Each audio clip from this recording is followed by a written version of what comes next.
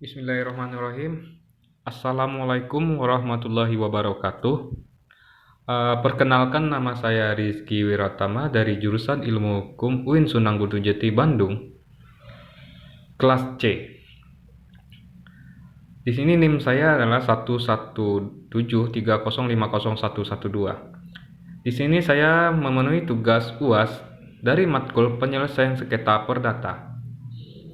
Di sini dosen pengampu saya yaitu Pak Wawan Muhwan dan Ahmad Jamaluddin. Di sini saya akan membahas tentang dokumen legal opinion. Sebelum kita membahas apa itu legal opinion, terima kasih memperhatikan video saya. Kalau ada kurang, mohon dimaafkan. Ya, langsung saja. Apa itu legal opinion? Legal opinion atau pendapat hukum adalah salah satu peran pekerja hukum dengan memberikan konsultasi hukum, yaitu memberikan pendapat hukumnya, baik digunakan untuk menghindari timbulnya sengketa maupun untuk penyelesaian sengketa, baik secara lisan ataupun tertulis, untuk orang yang membutuhkan. Baiklah, langsung saja kita melihat tata cara bagaimana pembuatan legal opinion itu tersendiri. Ya, coba perhatikan. Yang pertama yang harus ada di legal opinion itu adalah terkait dengan badan hukum yang telah ditentukan oleh ahli hukum itu sendiri. Dari contoh yang saya sebutkan yaitu nama advokat. Ya, bisa kita perhatikan.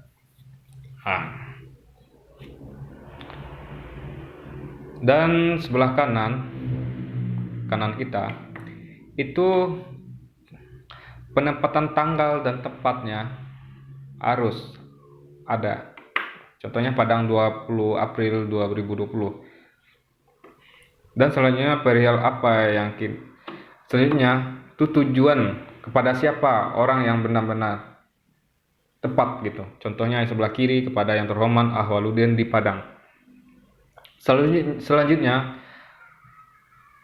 perihal apa yang ingin kita jelaskan di legal opinion ini dari saya sebutkan dalam contoh, yaitu terkait, ya bisa saya tandakan, terkait pendapat hukum terhadap kasus ingkar janji wan prestasi atas perjanjian utang piutang antara Bapak Awaludin dan Bapak Surya. Selanjutnya itu harus memiliki nama yang jelas dan kantor yang jelas untuk penerangan terkait dalam legal opinion. Yang dimaksud itu yang memiliki nama itu yaitu yang kita lihat nih, bertanda tangan di bawah ini, Rizky Wiratama, mahasiswa Ilmu Hukum, Fakultas Syariah dan Hukum, UIN Sunan Gunung Jati Bandung. Dan selanjutnya, beberapa perkara yang disebut dalam contoh berikut dan juga diwajibkan memiliki pendapat hukum yang didasarkan oleh pendapat hukum yang ahli gitu, dan sesuai analisis hukum itu sendiri yang terdapat dalam contoh yang bisa kita lihat dan sebagainya. Baiklah, kita langsung masuk ke poin A, posisi kasus. Posisi kasus itu sangat penting di legal opinion supaya kita tahu opini apa saja yang dapat kita ketahui. Ya, kita bisa perhatikan dari poin 1 sampai 5.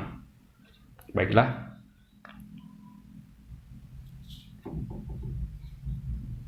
Selanjutnya, kalau kita sudah mengetahui kasus posisi itu sendiri, kita harus mengetahui apa permasalahan, yaitu terdapat dalam poin B, permasalahan hukum. Dari kasus tersebut kita bisa lihat dengan secara sesama. Permasalahan hukum itu ada 2 poin. Selanjutnya itu bahan hukum. Ya, bisa kita perhatikan itu poin 1 sampai 3 itu Kitab Undang-Undang Hukum Perdata KUHP pasal 1243 tentang transportasi. Dan selanjutnya itu analisis hukum, poin D. Kalau analisis hukum itu setelah kita mengetahui kita bisa ambil dalil-dalil tentang hukum dan juga kita mengetahui juga permasalahan apa yang diangkat dalam legal opinion tersebut. Dan terakhir, kita bisa lihat itu pendapat hukum. Itu pendapat hukum itu adalah kesimpulan itu. Kesimpulan. Disitulah kita bisa mengambil seluruh kesimpulan apa yang kita bahas dalam legal opinion itu supaya kita ketahui perkara apa yang kita bisa selesaikan di legal opinion tentang konspirasi.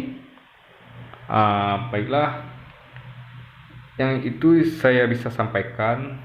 Mohon maaf kurangnya, mohon dimaafkan. Saya juga belajar